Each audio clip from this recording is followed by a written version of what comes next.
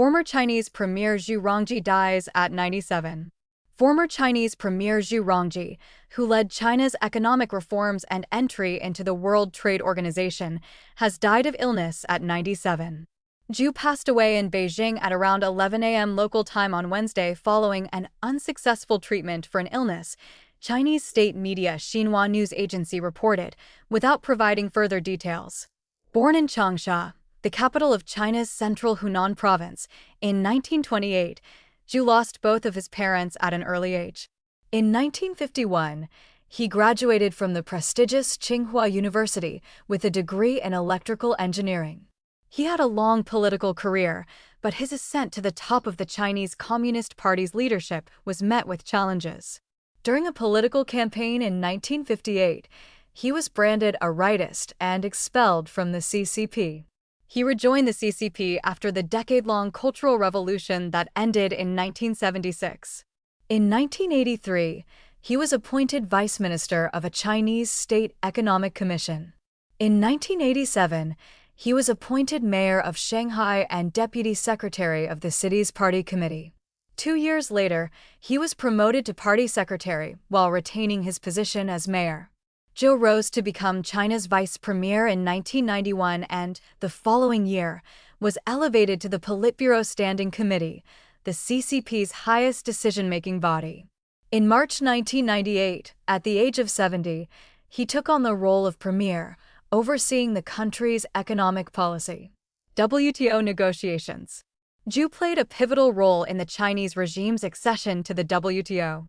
Before Zhu's official visit to Washington in April 1999, negotiations had been underway for years as the United States and other member states demanded commitments from Beijing to introduce a series of market reforms, in the hope that economic liberalization would propel the communist country toward becoming a more open, free society.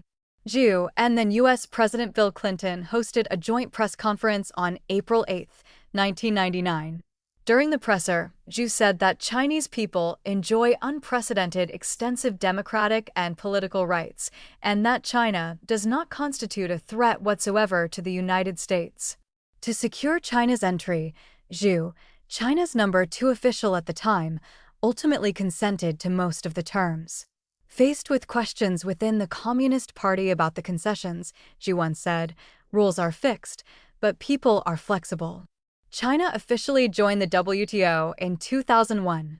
U.S. Treasury Secretary Scott Bessent has called the U.S. sponsorship of China's entry into the WTO a strategic mistake that eroded the American industrial base. "We assumed the rules-based system would discipline these behaviors only to find that in too many sectors, it accommodated them," Bessent said in prepared remarks at the Reagan National Economic Forum in California in May. Politics and policies.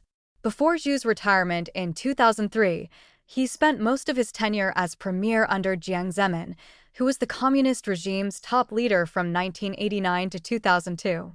While Zhu worked as Jiang's right-hand man, he was not considered among Jiang's favored protégés, according to a 2014 analysis by the Jamestown Foundation. Instead, Jiang often used Zhu as a scapegoat for decisions unpopular within the party, such as the concessions made during the WTO entry, it said. Zhu's rise to the premiership was supported by Deng Xiaoping, Jiang's predecessor, who initiated economic reform in the 1970s in the aftermath of the Cultural Revolution. Zhu aligned with the faction that favored economic reform and opening the country, China watcher Chen Pokong told the Epoch Times. He and Jiang opposed each other politically. Tension sometimes emerged between the country's 2 most powerful men. In the late 1990s, when Jiang proposed to suppress Falun Gong, Zhu and the entire Politburo Standing Committee opposed the decision, according to Anything for Power, The Real Story of China's Jiang Zemin, a book-length series published by the Epoch Times. Zhu suggested that such a move would harm the country's image and that they should allow the ordinary practicing populace to just be. Jiang responded, "Foolish. Foolish. Foolish. That would spell the demise of the party and the country." That exchange took place at an internal meeting on April 26, 1999, a day after thousands of Falun Gong practitioners gathered outside of Zhongnanhai, the CCP's leadership compound in Beijing, to peacefully appeal for the release of detained fellow practitioners in the nearby city of Tianjin.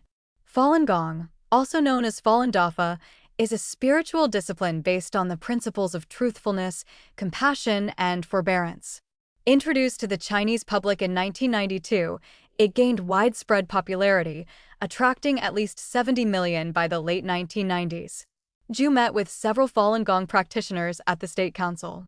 Soon after the meeting ended, the detained individuals, who had been beaten by Tianjin police before being detained, were released. On July 20, 1999, however, Jiang pushed ahead with a systematic campaign to eradicate Falun Gong. Since then, numerous practitioners have faced constant threats of arrest, arbitrary detention, forced labor, and various forms of physical and psychological abuse for refusing to give up their faith, rights groups and survivors have said. Bao Tong, a former advisor to the deceased reformist Chinese leader Zhao Ziyong, told the Epoch Times in 2015 that Jiang had undermined the premier's words like tearing a piece of waste paper. Jiang's persecution of Falun Gong is a crime against humanity. Using his position as a leader, Jiang launched the suppression of a faith group, of a practice intended for fitness and well-being, Bao said at the time.